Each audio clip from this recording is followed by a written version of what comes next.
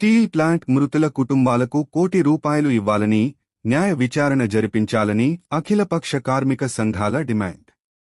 HPCL labour gate వద్ద అఖిలపక్ష కార్మిక సంఘాల ఆధ్వర్యంలో స్టీల్ ప్లాంట్ ప్రమాదంలో మృతి చెందిన కుటుంబాలకు ₹1 కోటి, క్షతగాత్రులకు ₹50 లక్షల ప్రమాదాలపైన న్యాయ విచారం జరిపించాలని, కుటుంబంలో ఒకరికి ప్రభుత్వ ఉద్యోగం ఇవ్వాలని, భద్రత చర్యలు పటిష్టం చేయాలని మృతులకు జోహార్లు అర్పిస్తూ నిరసన కార్యక్రమం నిర్వహించారు. ఈ నిరసన కార్యక్రమంలో సిఐటియు జోన్ నాయకులు కె.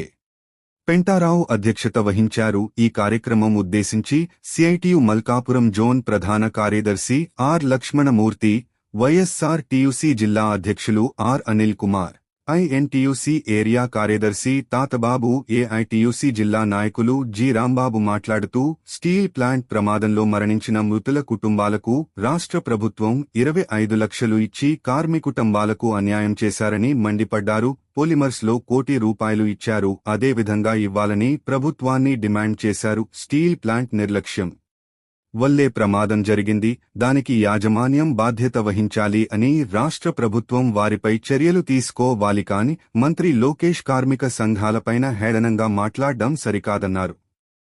స్టీల్ ప్లాంట్ను నిర్వీర్యం చేయడానికి, కార్మికులను తొలగించి పనిచేస్తున్న కార్మికులకు పని భారం పెంచి ప్రమాదానికి కారణమయ్యారు అన్నారు.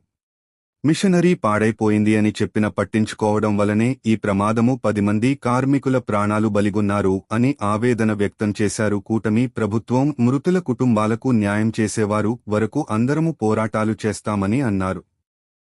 ఈ కార్యక్రమంలో సిఐటియు కార్యకర్తలు, హెచ్పీసీఎల్ కాంట్రాక్ట్ కార్మికుల ప్రధాన కార్యదర్శి జి. నరేష్, సిఐటియు జోన్ నాయకులు ఏ. సత్యనారాయణ, బి. శ్రీను, జె. కోటేశ్వరరావు, ఎన్. Durga, Samin, G. Ganesh, Kanakaraju, INTUC కార్యకర్తలు కుంచారావు నాని, వైఎస్ఆర్టీయూ కార్యకర్తలు శ్రీను, మధు, చిన్ని శంకర్రావు, ఏఐటీయూసీ కార్యకర్తలు తదితరులు పాల్గొన్నారు.